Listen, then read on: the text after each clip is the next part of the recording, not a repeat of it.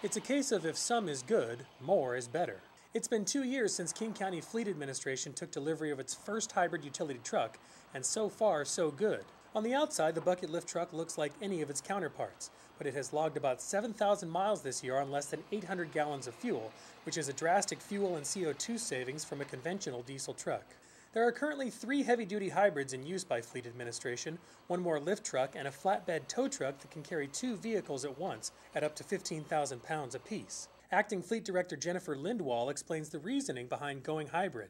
I think the benefits to the county are in a couple of ways. One is certainly we all experienced last year's spiking gas prices. So the difference in having some of the alternative fuel vehicles was significant when gas was in the $4 to $4.50 range. While it's down now, and I think people are sort of breathing a sigh of relief for a little while, who knows how long that's going to last. So trying to be fiscally responsive and responsible, but also making sure that we're doing what we can for the environment and trying to reduce the greenhouse gas emissions. Part of the effort of reducing greenhouse gas emissions includes more exploration. At Fleet's Renton Maintenance Yard, the county recently tried out a Ford pickup truck that had been retrofitted to burn liquid propane. Currently we're looking at hybrid vehicles. Of course, they've been around for several years now, and those are fine for moving people from point A to point B. But a lot of our customers have the need to actually go out and carry tools out to the job and have a truck to get their job done. This particular truck here is a propane truck. It runs on a liquid propane system, and it replaces the original gas system that was installed on the truck when it was originally manufactured.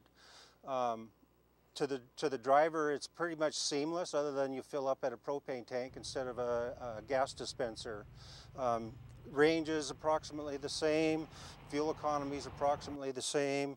A big advantage of it is that with the federal rebate back on propane fuel, your cost of fuel is considerably less than even current prices of gasoline, so that's a big advantage. The Fleet Division will be ordering 2 more heavy-duty hybrids, 1 more lift truck, and a mobile lube truck that allows crews to maintain vehicles in the field.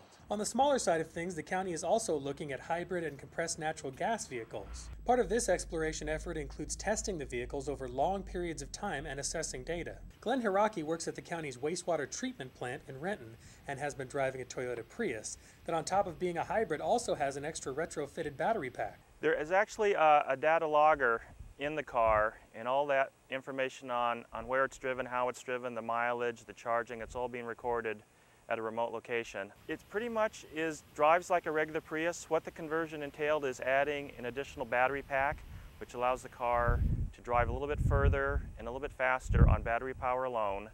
And once that, and it'll go about 30 miles. And once that additional battery pack is depleted, the car converts back just to the regular Prius mode, and it drives like a regular Prius. The extra battery pack on Glenn's hybrid vehicle allows him to get between 80 and 110 miles per gallon, and he says he only fills the tank about once a month or about once every 750 miles. But on top of the direct benefit the county sees to cutting fuel costs and emissions, there is also the big picture.